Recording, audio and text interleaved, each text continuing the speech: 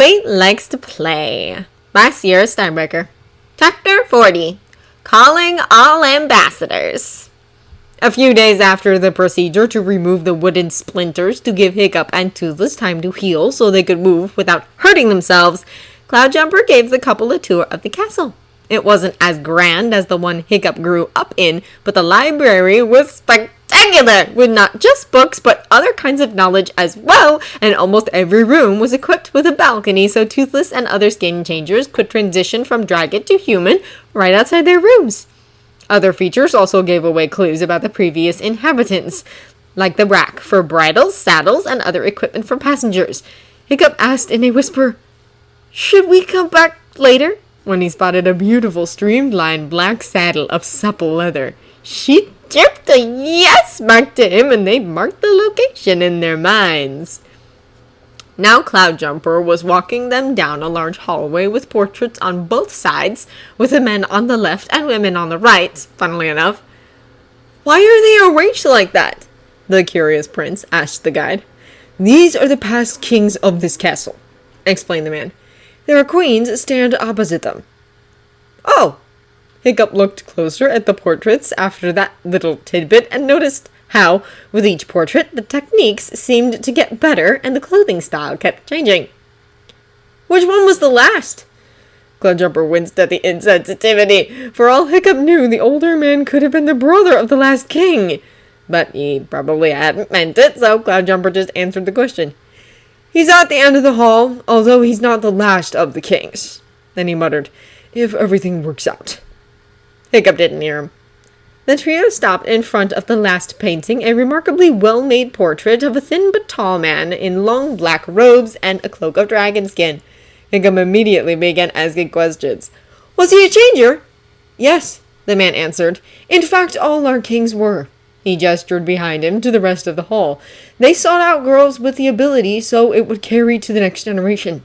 The only exception was when one of their daughters married into a different royal family.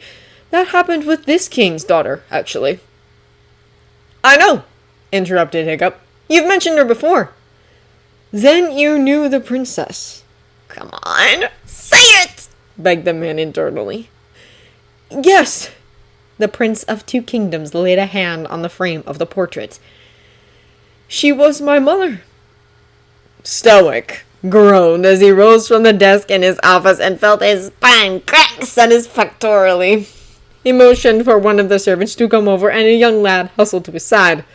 "Tell Hamish I want to spar with him," ordered the big man. The servant scuttled off to deliver the message, and Stoic stretched his limbs. Such a spar would loosen him up and relieve some of the stress he'd been under for the past few days. When Hiccup came to him 2 weeks ago and said that he was leaving to go get Toothless back, Stoic had tried to get the lad to take at least a battalion with him. He was the last of Valka's precious gifts to him, and the one who most resembled her. But the boy had insisted that he go alone. "This is my fault," he had said, "so I'm the only one who has to fix it." And he'd left the castle without another word of argument. Stoic had been so proud of him. Still was, actually. Hiccup was finally showing the courage their family was famous for, so he had respected his son's wishes and not sent anyone after him, even though he'd been gone 2 weeks today. The servant he'd sent with a message returned and told the king that his second son was waiting in the usual spot with an assortment of weapons. Stoic walked out of the room, through the hall, and into the courtyard to cross to the training fields just outside the gate. But the moment he stepped out of the doorway, 3 soldiers crowded around him and started talking all at once. He waved his hands for silence. "You!" he pointed at the middle soldier. "Tell me what's going on." "Yes, sir!" the man saluted. "We spotted a dragon not far from his sire. We think he's headed this way." But the news was too late. Shadows covered the whole courtyard as the great beast swooped down into the space. It was a beautiful animal with glistening black scales and huge wings. But before Stoic could give the order to subdue it, the creature brought its wing claws up to its head.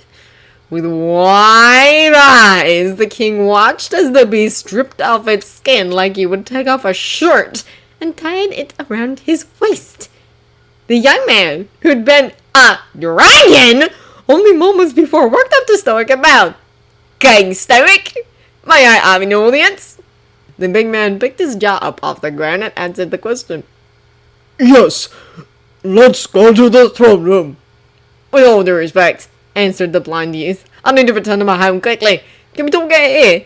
Stoic nodded and motioned for the boy to continue. I have a message from the kingdom of your late wife, Queen Volca. Prince Hiccup has returned to the castle, and we need to discuss whether or not he should stay there as the heir and ruler of the people and dragons of our kingdom. Well, that definitely not been what Stoic had been expecting. Then one of the knights, Gawain, he noted, walked towards the ambassador and asked, Will someone other than the king be acceptable for this? He does have duties here. The youth looked at the knight and, to the slight astonishment of everyone, smiled. You're Gawain, aren't you? Prince Hiccup told me about you. The knight was surprised, but recovered quickly and answered, Yes, I'm flattered that he told you about me. Oh, yes! The boy nodded enthusiastically. He said if anyone wanted to come as an ambassador instead of the king himself, I was to look for you. He also said I should bring back someone named Mark. Do you know him? The servant also stepped forward and introduced himself to the dragon boy, and the three began talking. Meanwhile, Stoic called over Hubert. I want you to go with them as my representative. But for that, no, Stoic silenced him. You need the experience, and I don't want to stand Hamish. If you have any problems or are uncertain, ask away. But I want you to be the one to have the final say. The eldest prince bowed. Yes, father. Good. I'll go and start packing. The boy left the courtyard and Stoic approached the three men. My son, Crown Prince Hubert, will be going with you to negotiate. You may take these other two. He gestured toward Gawain and Mark. If you wish, but my son is the one who will make the final decision.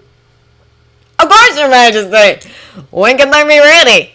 The dragon youth asked. At the end of today. But first I need some proof that you are who you say you are. After the three representatives had backed, and Stoic received a letter from Hiccup saying that, yes, he'd sent the dragon and was perfectly fine. The arrow fletching enclosed in the message gave it credibility, the same goose feathers but the iron arrowheads that only Hiccup used. Hubert, Gawain, and Mark climbed aboard the dragon and helped fight to its spine ridges, and the dragon tore off into the night sky. Whatever they found at the end, they hoped Hiccup would be a part of it.